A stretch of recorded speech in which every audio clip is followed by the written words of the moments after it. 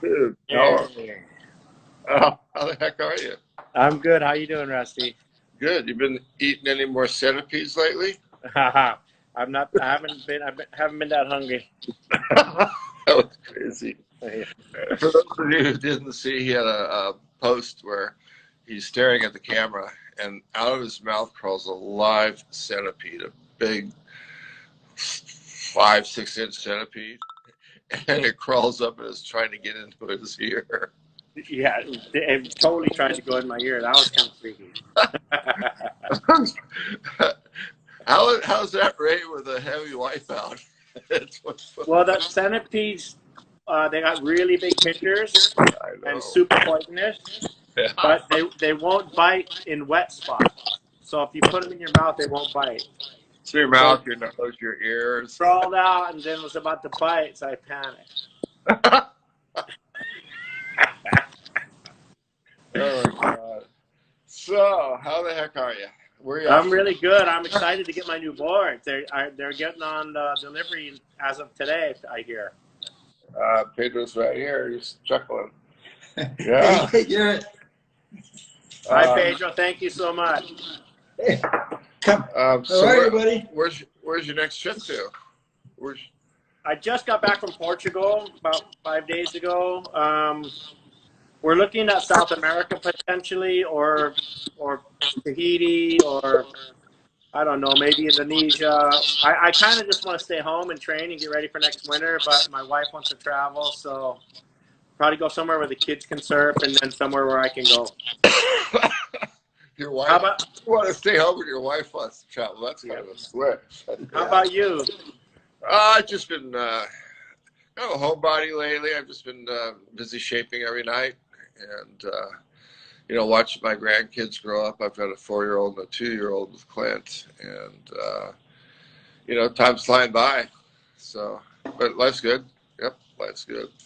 I know Ricardo Palmar is super excited to get aboard, and he said, "Can I order more?" I said, "Of course you can order more." I said, "Wait till you get the first one." He's like, "Yeah, I just want more." I'm like, "Okay." Then he's all, "Do you happen to have one you can trade? You sell me?" And I'm like, "We'll see how this next batch is, and if they're way better than the last batch, then I could potentially sell you one." And he's like, "Well, maybe we can trade one of mine for you." I'm like, "I'd be honored," because he has like George Downey's and all these Barry Kaniapunis and all these boards that I don't have any of.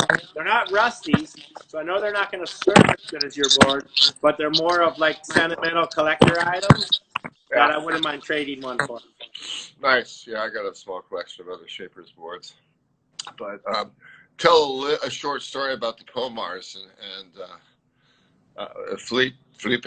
He's the world champ in '64. First world champ ever. Yeah, in Peru. Yeah, and they've lived in Hawaii for decades, right? Or at least Ricardo. Ricardo's on Oahu. Felipe's on Maui. I mean, on Kauai. He Oh, he he became a permanent figure in Honolulu Bay. wow, wow. He's Um, over there. He's over there with Quicksilver, one of the Quicksilver founders. Hackman. Him and Hackman are hanging tough. wow, that's Pac-Man. I yeah, I I got lots of stories, but I remember my first trip to the North Shore. One day I went to the west side. It was pretty big, and uh, I think I had an 8.2 Henson gun. I wasn't quite. I was shaping, but I didn't have the confidence to make my own guns quite yet. And it was 6 to 8 foot, and Hackman caught. He caught the first wave of. It looked like a I don't know, a long set, like a lot of waves. And watched him, watched him right in. And he kicks out, starts paddling on his knees, and then he starts really scooting. And I look back outside, and the set getting bigger and bigger and bigger. And I'm pissing in my shorts, and he paddles by me. He doesn't know me from anybody. He paddles by me. He looks at me, and he goes, "Wow, this is really cool." He's like so psyched, and I'm like, "Fuck." um, well, let's. What? Tell me about your first. not your first gun, but the first board you got from me. Do you remember how long ago it was? I reached the one board that really stands out. That was the 11-1 gun that me and Nicole picked up, and it was about 11 or 12 years ago. But I got boards before that from you. It's like my second or third batch, and I remember I brought it home, and I just met Nicole. We were just getting to know each other really well, and we went to Uncle Izzy's to the Pasquit Surf Camp over there. Yeah. We stayed with Izzy that night, and I brought the 11-1 gun into the tent and slept with it. And it was so big that one side stuck out of the tent, and I straddled that thing. I laid with it like between my legs, like my pillow. And Nicole kind of was going, what's going on here? Who does he like more, these guns or me? Like a true Grom. Yeah. Oh, And that was the first board I paddled into waves at Nazare on. The first board that ever paddled into waves at Big Nazare was that board. I still have it. wow. That's insane. That place is blown up, huh? It's like, Yeah. I mean, was it did you get some of the biggest waves ever recently, or? There was, it's always the biggest ever. It never really has gotten over 60 to maybe 80 feet. There's one day that Hugo Val got a wave that could have been over 80, maybe. I mean, where it broke and how it looked and everything looked like 100, 120. But it was at sunset, and it was really backlit. And so you could barely see him coming down the wave, and you couldn't tell where he was or how big it was. But you could tell that the peak, if he took off on the peak, I would put money on it's like 100, 120. Wow. Wow. And he made the wave. He made the wave. What do you think the limit is? Is that the biggest wave in the world? Is that the biggest wave everybody's going to ride in the world? It's the most frequent big wave. It gets big and rideable more than anywhere else. And there's a few other spots that will have their day that could potentially reach the same heights, but not many of them, or I don't know if any of them have that wedge effect, which causes it to get 10 or 20 feet bigger or even 40 feet bigger than it would have been. Yeah, that's so. What do you think the biggest? How big do you think somebody can actually, get towed into a wave on? You can't paddle in a wave that big, can you? Paddle, I think about 60 is about max because it's just too much risk versus reward. I mean, we do have the inflation vests and we do have our safety guys, and if everything was perfect, you might be able to chip shot into a wave over 60, like 70 or 80. But I don't think we can go fast enough on the guns. They're just too slow, too much wetted surface. We almost can't go fast enough on the tow board. Wow. And if you're getting towed in, how big? I don't think there's a limit if you're, ride it perfect or if you're on the shoulder, but they move so fast, so much faster. They're so hard to control. But I mean, with Kailani and Lucas and all these new guys that are going, they're surfing the hideous days, the days that I have no desire to surf. They're out there excelling. So I don't know if there's a limit. I think the boards are going faster. The surfers are better.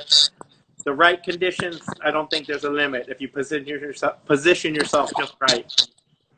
Wow. Well, what's the biggest wave you've ever seen break at Nazare?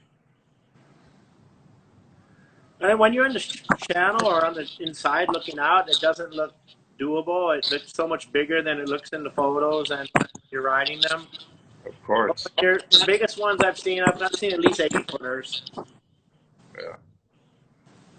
Well, somebody will ride a genuine 100-foot wave one of these days. Yeah, I see it happening. And maybe you. Cortez Banks could potentially produce one because there's no, 7,000 feet with nothing blocking the wave of reaching its full potential once it hits that 12-foot deep shelf there. Yeah. Mavericks, on the wave, there's another realm of Mavericks that nobody even surfs that's out past the bowl. And Sean Collins said 90 feet at Mavericks, 90 feet at Jaws, 90 at Logs. 100 plus at Cortez. And after experiencing all these waves, I kind of agree with the system that he used and the potential of the ocean floor allowing the wave to reach heights is there. Yeah. Yeah, I used to get a lot of play in the late 90s, Cortez Banks. Like, there's like a lot of trips out there, a lot of big waves, but it seems like it's fallen off the radar in recent years. I'm not sure why, but yeah.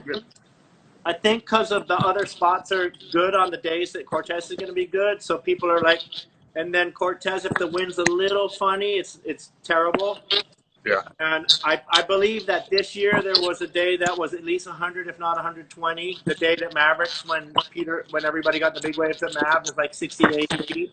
Yeah. And I think there was a little window, at least a 2-hour window that it was rideable, and nobody went. Wow. It's still on the radar. It's kind of hush-hush, and people kind of got their things in place. And I'm about to get my things in place for next year just in case. There was another spot that there was a cover on Surfing Magazine, I think. It was an offshore island off Southern California that is kind of on a naval or Air Force base. It's a small island, and it's a big right. I'm trying to remember who. Not Shark Park. Where's that? Santa Barbara, outside Santa Barbara Island out there. Yeah, that I think that might have been it, but that looked like it has a potential to get pretty big too. Yeah. Where did you get your biggest wave, Rusty?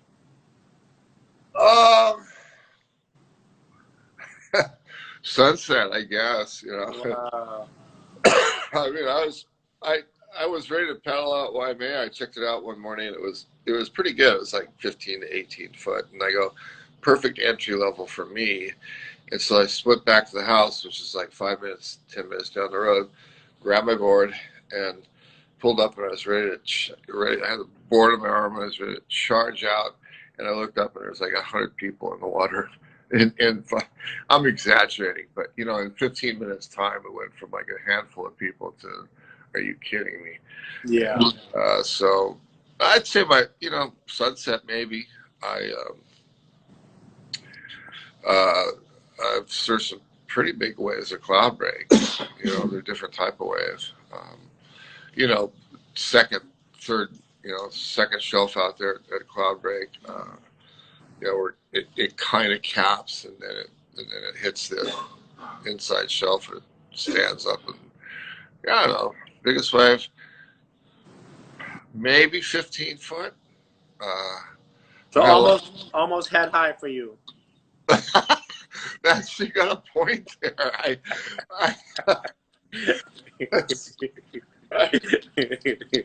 look at pictures of what I thought was a big wave, and I go, it's not that big. And then I look at somebody like Pat O'Connell. I look at him, and it looks like it's 4 times overhead to him. It's like, Fiji's definitely my favorite.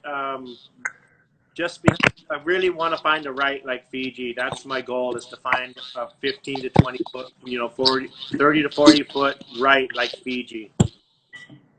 I hear there's a couple in Tahiti that are like not really, you're not allowed to film and stuff, but I'd still love to go for item anyway. Really, there's still spots that are not protected. That's cool. Yeah. Yeah, I'm sure there's new waves being discovered every day, and I'm sure there's tons more out there. It's just it's a matter of time. But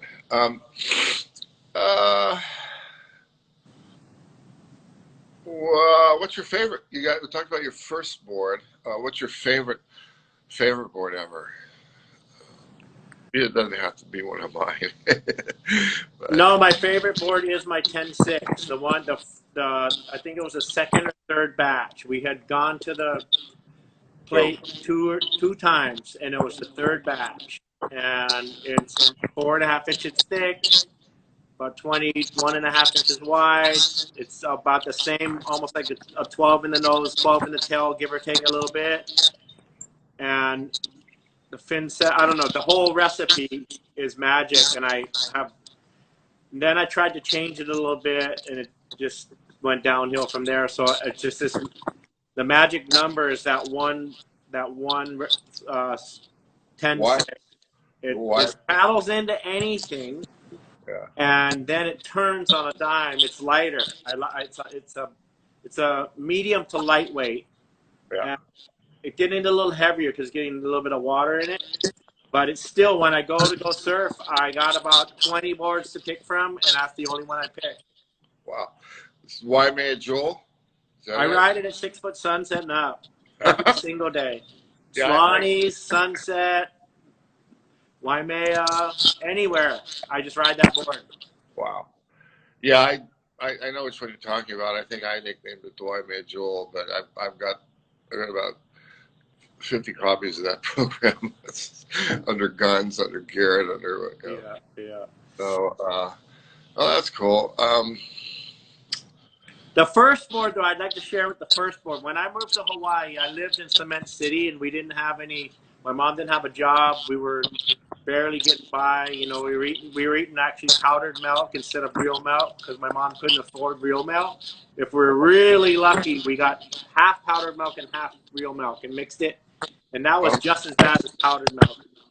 So she got us a surfboard. So we were bummed because we came from our amazing neighborhood in Berkeley where we had all our friends, and my dad had a restaurant on the corner of our street. So we went from the most ideal life ever to having nothing. And then my mom got us a surfboard. And this thing was at least 12 foot long, super heavy. Me and Liam had to carry it together from Wailua to Haleiwa to go surfing. And then I got home one day and I got this genius idea. I put all this newspaper down on my bedroom floor, made 2 sawhorses, cut the middle of the board out, and turned it into like a 6'6", and glued it back together, and then glassed it back together. And it was a unintentional stinger because one side was wider than the other. And I was in heaven. My first good board was a gun cut out, middle cut out. What year was that? Do you remember? That was 79. That's insane. A stinger. Hey, did you glue it or did you use resin to put it back? I glued it first to hold it together, and then I resin. Yeah, okay. That's funny. Have you ever shaped a board yourself? Back in about Besides that one? 85 or whatever, I was riding for Willis Brothers. Uh-huh. And they let me come in and shape a board. I shaped what I thought was this amazing board, and I was all proud, and I was going to be a shaper. And I come back a couple 2 days later, and they practiced on my board with their phaser machine. They cut golf balls all over the whole thing. And that was just devastated. That was just bam, no more shaping for me. Oh my gosh. Yeah, they ruined my shaping career right out the gate. Man, I have to tell you, Rusty, it is so hard to control the planer and control the depths and do everything. I don't know how because I a lot of credit to you guys, especially guys like you who were in there from the beginning, shaping it from start to finish, and having to make both sides the same with that planer. Yeah, I always used to say it took, well, at least I feel like it took me roughly 1,000 boards before I was starting to get it. Like I could shape a variety of designs. I could shape them pretty good. If the shaper's pretty busy, I mean, these days it's different because you're finishing off a machine. But back in the hand shape days, if you did four or five hand shapes a day, that was a solid day. And so 1,000 a year and blah blah blah. Yeah, I love hand shaping boards, but I've shaped so many. I've hand shaped over 50,000. There's guys that shape more, but I've shaped over 50,000, and over time it takes its toll on your body. You think about you're on your feet, you're twisting, you're holding the planer, holding tools, and the repetition. And so a lot of older vet shapers I know have had hip replacements and serious tendonitis. And, I know there's a lot of buzz about hand shaping these days, and that's all good. That's all good. But the fact is there's more and more people using computers, and why not? In my humble opinion, they're better. I mean, if you want to get down and dirty and get into hand shaping, use a draw knife, like the old boys used to on the wood, right? A draw knife. So, but yeah, shaping it does. I think it takes a long time to really get to where if you have an idea, you can make it happen in the foam. You can bring that to life in the foam as you visualized it, and your numbers are spot on. Yeah, back when when I first started working with Bill Barnfield, and I told the story a few times. I used to measure, the center width, maybe the nose and tail width, and wasn't really into rocker, and I measured the center width, so 4 numbers, and like I started working with Bill, and Bill 30 numbers of board, rocker every 6 inches, width every 6 inches, thickness every 6 inches, and I learned a lot from that. I call it numeric control, but that was in 79, 80. So Yeah, you were with Bill 79 and 80. yeah, he he was he was peaking right then, and in 79 there was a shop open in La Jolla, kind of on the same street as Mitch's, and Debbie Melville introduced me to the owner, the general manager, and nice guy. And Debbie was writing Barnfield, so they got a plan together, and they had Bill come over to shape in La Jolla or San Diego. And I said, well, gosh, you could use my room if you want. And so that one thing led to another. That I ended up.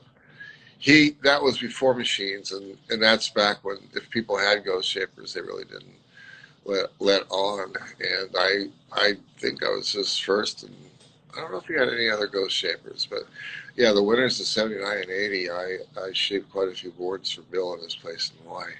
Did you do any of those Sean Thompson models? Well, back home in 79, I was shaping the Canyon full time, and we hooked up with Sean Thompson, and he still wrote other people's boards, but we did a Sean Thompson royalty program where he was, he worked with me a lot. He'd stay with me, we'd talk, and I'd make him boards. And I go, so, well, how'd you like the board? And he'd go, oh, Brew, it's insane, but board is a butt board.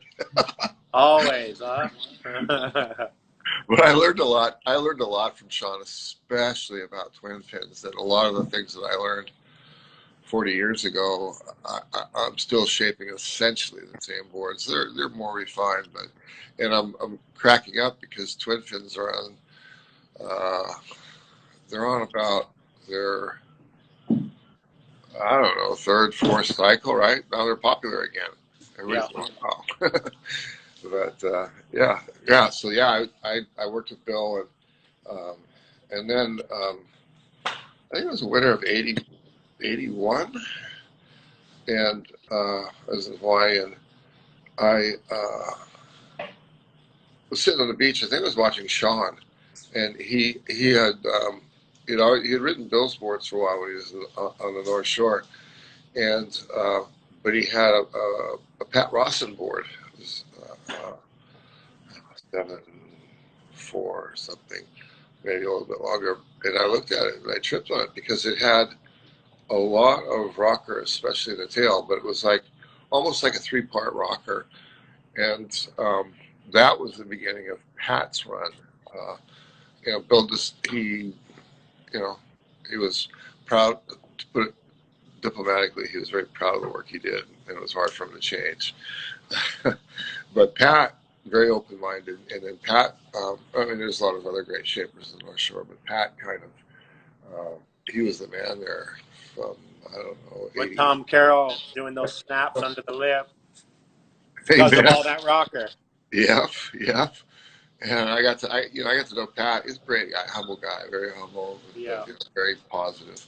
And he's still doing amazing. I've been seeing some of his boards on Instagram, and they're just as beautiful as ever. yep. And but he loves to. It's the piano, right? He loves to play the piano. Oh, he's a blues guy. He has a band. Smokes his cigar, plays his If you ever get a chance to see him play, it's amazing.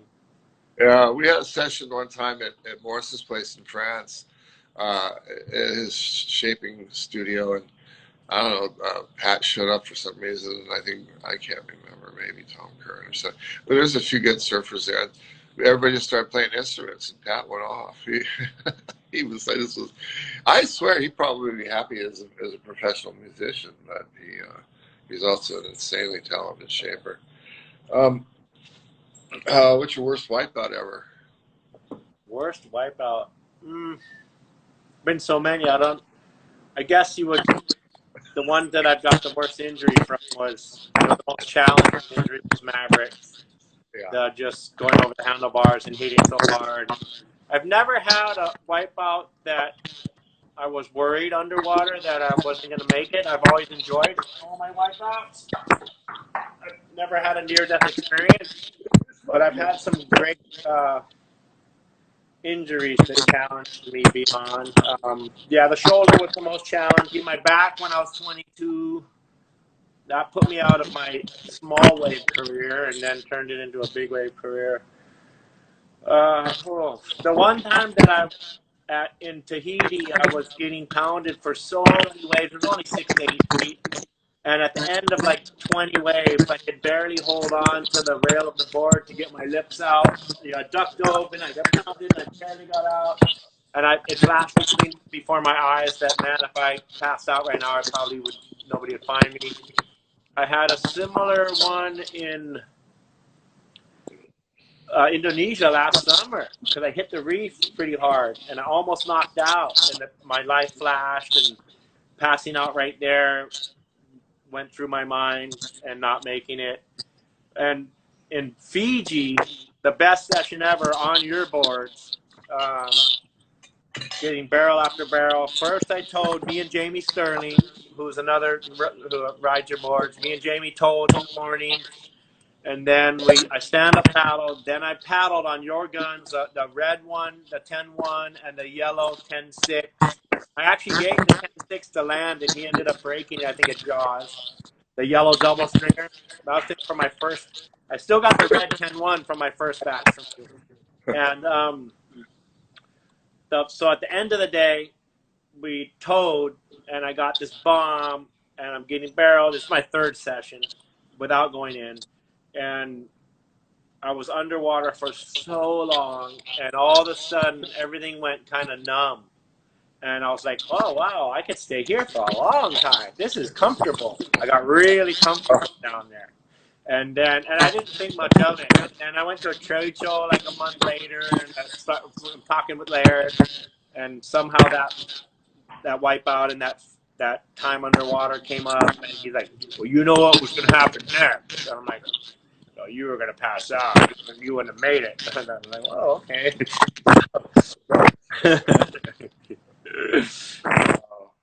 Yeah, I guess I should ask, like, what's your 100 worst wipeouts or something like that. Hey, well, do you consider riding, do you consider big wave riding safe with today's safety protocols and equipment? Is it safe or is it safer? Tow surfing is probably the safest sport in the world. Wow. We have yet to lose a human to tow surfing. All the other sports in the world, people have died. Yeah. Driving down the freeway is a lot more dangerous than tow surfing if you want to do the numbers. Nobody has died tow surfing, knock on wood. We've lost a lot of paddle surfers back in the day before the safety equipment. Now with all the new technology, now that we're utilizing technology for survival and for holding us together, we haven't lost anybody. So yeah, toe surfing isn't very dangerous as far as dying.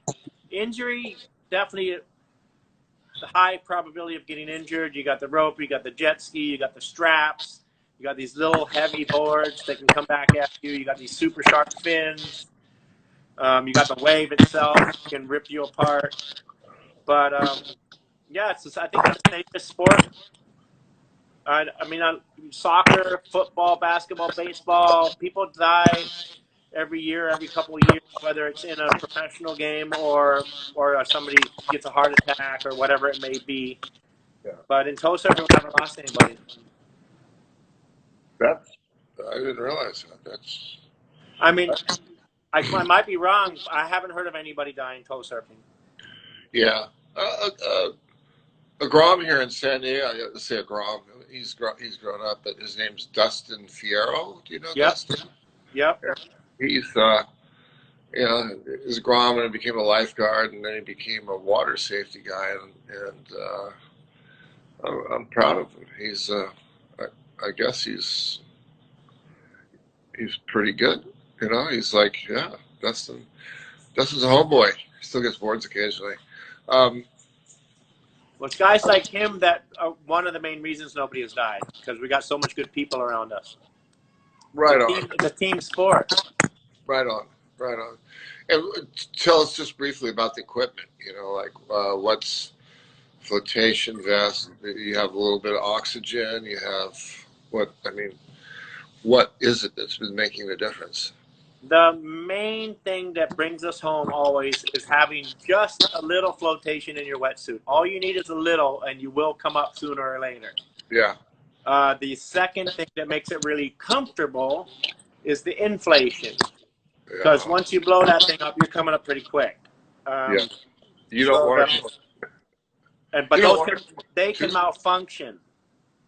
Uh-oh. Yeah. So that's why you have to have a little flotation. Everybody's finally catching on how important a little flotation is. Pretty much everybody has flotation and inflation now, once it gets over a certain size. But having those friends, partners, teammates, lifeguards, water safety guys, surfers that know how to tow surf and know how to drive a jet ski really well, that is the difference between life and death a lot. But it's mainly the inflation and the flotation. I would give full credit to the flotation, and then the inflation just adds a whole other layer of comfort. But it could be a false sense of security because they can malfunction.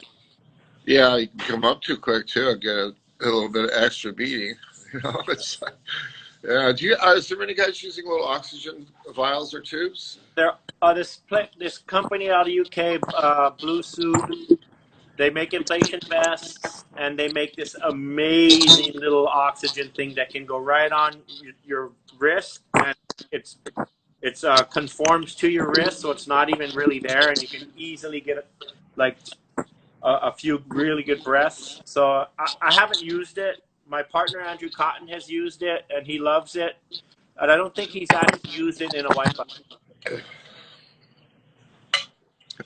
The challenge there is if you get the bends going up and down too fast with this compressed air in your. Oh, because it'll expand and contract. Oh, interesting. How is it? Say hi to Andrew for me. I've made him a few boards in the past too. He's doing really well. He's in the top shape of his life, charging hard after 2 horrific injuries 2 years in a row. And he surfed Nazare more than anybody this year, and he's been there longer than anybody, and he's coming out on the other side in one piece. That's awesome. Yeah, say hi to him. Okay. I have a question. The paper has a question for you. Why you're in such a why do you want your boards to be so light? Your guns. Explain that to us, please. They're EPS. I prefer to go out on days that the conditions are good, I don't waste my time when the waves are shitty, or Oh, when the wind's blowing too strong. So I prefer either perfect offshore or lighter, glassier days. And with those conditions, you can catch the wave real easy on a lighter board. So you won't have a challenge getting the wave. And then once you get to the bottom, you want to make that wave, or you want to turn mid-face. You want to make your wave. Before, back in the day, I didn't mind wiping out. I actually enjoyed being underwater more than riding the wave. It's because I felt what? out of control. I've never had a challenge underwater. I've always had fun. But now with these injuries in the back of my mind, I'm focusing more on making my waves these days. And so if I can't catch the wave, then I wasn't supposed to be on it. But once I catch the wave, I want to be able to turn on a dime where I want to turn as fast as possible and run down the line, and then be able to do some snaps, cutbacks. When a light board, you have the feeling of a shortboard. So I can ride my 10-6 and still turn on a dime. It's the best of both. Yeah, yeah. For everybody out there, Garrett's and Jamie too ride EPS guns, and I think it's regular 2-pound. I mean, there was a time back in the day when I was using 3-pound EPS for guns, and it was solid. You know, it was like you know, the heavy surf polyurethane foam, 3-pound foam. I haven't used it in a while, but we used a Negra cloth Yep. on his glass boards. Want to tell us a little bit about a Negra? Well, a Negra is supposedly unbreakable. I mean, nothing's unbreakable, but so we can go really light and put that extra Negra on there and keep them light, but they still hopefully won't break.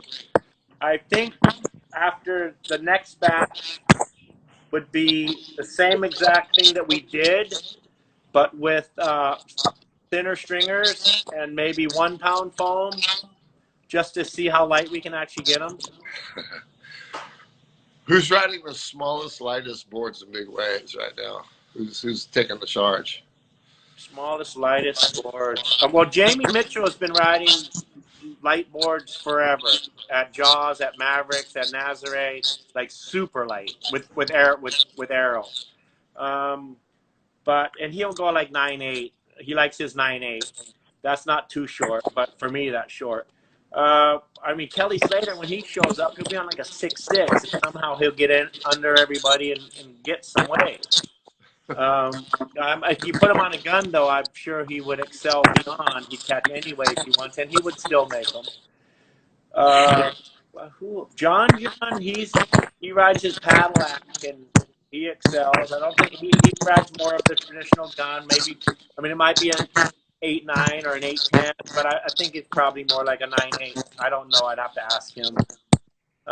Who's riding the shortest board? Kyle Lenny. What's that? Kyle Lenny.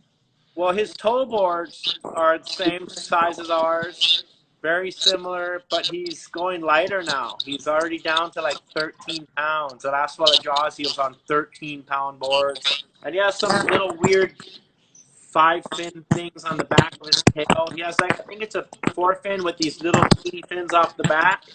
Yeah. And whatever he's doing, it's working, but I don't know if it's just because of him or the equipment is actually better. I tried to get one from him. I want to buy one of his boards. Kai, you got to sell me one of your boards. Because then I can at least test it out, and then we can get it going with Rusty. Oh my God! You want one too, Rusty? Yeah, I want about an 8-foot toe board. We did an amazing board together way back in the beginning. Mostly wood. I still have it. Well, yeah, I mean, wood is good because you didn't have to. Yeah, it was heavy and it was like very quiet, right? The way it transferred the energy through the board and very quiet. Chops right through the wave. Cuts right through. Yeah. What do we got? All right, let's talk about Nazare, Waimea, Jaws, Mavericks, and Big Fiji. would you have me build you different boards for each spot? Um, what is it briefly? What's it like to catch a wave out there? And I know every way is different. Maybe give us a brief description. Well, I have that basic, the 10/6 magic, and we scaled that down all the way, I think, to like 7/6. Mm-hmm. I'd like to get a 6/6, maybe more like a fish, more like your. I sent Pedro a picture of what I want to get, something just beefy but super fun. But so for Fiji, it is the best wave, but you still need to get in the wave. So when it's over 15 feet, I would ride that 10/6. Yeah. But on the smaller days, and I might even want a little more weight out there, just because, like my heavier ones might be more ideal, just because you got to get down. There's always that, there's those glassy times, but then it gets windy and it just changes so quick. Uh-huh. So, and you just got to fly through the barrel. I don't have to turn out there. I'd probably go with more weight. I would go with a little heavier board out there, and maybe even a little thinner, just because you're just flying through the barrel. The 10-1 that I had from you, that worked. It was thinner. That worked really well there. At Jaws, what would I paddle out there? I would go with like a 11-footer or 11/6. One of the ones that I have, the heavier ones. You just need the weight because you just can't catch the wave. Yeah. And I would just sit the middle to shoulder, waiting for the biggest. And if it didn't come, it didn't come. Waimea, you can ride almost anything because it's just a drop. But I would ride that 10/6. And Waimea is just, that's where it all began. It's just so fun. You got to chip in, get down it. The only hard part is the drop. And then once you get to the bottom, then it explodes you. You got to come through. Mavericks, again, that 10/6, that's the board for there. The thing about Waimea's blue water, no real predators, and just a lot of fun, a lot of friends. Mavericks is freezing cold, dark, sharks, murky water, big rocks right in front of the takeoff. If you get 2 or 3 waves in the impact zone, you might go on the rocks or through the rocks. And then there's these big sharks hanging out. So, but it was my favorite wave for about 5 years. I just surfed Mavericks every single swell before Nazare. And then Nazare is just so challenging. It moves all over. You're always hunting. You don't know where you kind of tell where they're going to come, but you never really know. So after you put in time in Nazare, there's this guy, Vinny, he's a Brazilian that always a prominent figure on the North Shore. He's been paddling some bombs in Nazare this year. He couldn't get back to Hawaii the last 2 years, so he's in Nazare. I watch when he comes to Hawaii and goes to Jaws or Mavericks, he's going to excel beyond. He'll be on fire. Like, it's really easy to ride these waves after Nazare because there's a very defined channel. Yeah. Take off in one spot, put your head down and go. After Nazare, everywhere else is easy, relatively. I can imagine. Well, sort of. It looks so scary. 4 fins. My favorite. The 4 fins are so much faster, so much looser, and you can turn mid-face. You can take, as soon as you stand up, you can stick your hand in and turn. The thrusters, you kind of got to go to the bottom and turn. Once in a while, you can mid-face it if everything's just right. But the 4-fin, you mid-face right out of the gate, and then you're going so much faster. And even if I was kind of against 4-fins when it's choppy, but for paddling, it doesn't matter if it's choppy or not. The 4-fins, to me, are the best. Yeah. When you're towing, 4-fins are amazing for glassy, smooth waves, but when like Jaws and Nazare, definitely a thruster. But, everybody's different. Everybody's different. Yeah, I try to explain them very simply, the difference between where a thruster wants to ride in a quad is the thruster wants to go perpendicular to the wave energy from the time you take off. It wants to go straight down the face and straight into the beach. The quad doesn't have that center fin, so it wants to find one rail or the other, and it wants to go down the line. I mean, you agree? I mean, that's pretty much as simple as you can put it. But for some reason, yeah, having 3 fins is more drag than 4 fins. I think, and that's the reason I have issues with these twin fins these days, because everybody's in a box in the tail and everybody's riding nubs. If you make a proper twin fin, it'll hold. I remember Mark Richards and Lonnie Ikea back in the late '70s on a longer twin fin, 8-foot day, just laying it over. He didn't have a nub. But anyways, that's what's missing in my deal. Like a 6.6 or a 7.0 twin fin, maybe like Michael February kind of board or something like that. But those kind of real long lines but really loose. I want to draw some of those. What do you got like that? What would you recommend in your that you have or that you would recommend make?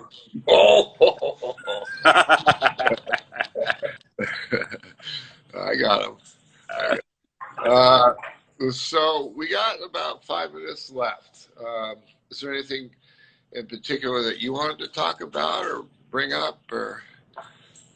Well, I know that we've worked together for many years, and you were so amazing from the very beginning, and we finally got our recipes down, and I'm so honored and proud and grateful. And that I'm really stoked that we aligned with Shapeland out of Portugal, which helps with everything in Europe. Yeah. And if you're ever in Europe and you need the most amazing thing about working with you is you have people all over the world that make your boards for you. Yeah. And so you can go anywhere and get the same board if you need it. You break your board, you can get one made. And that's just the beauty of working with you.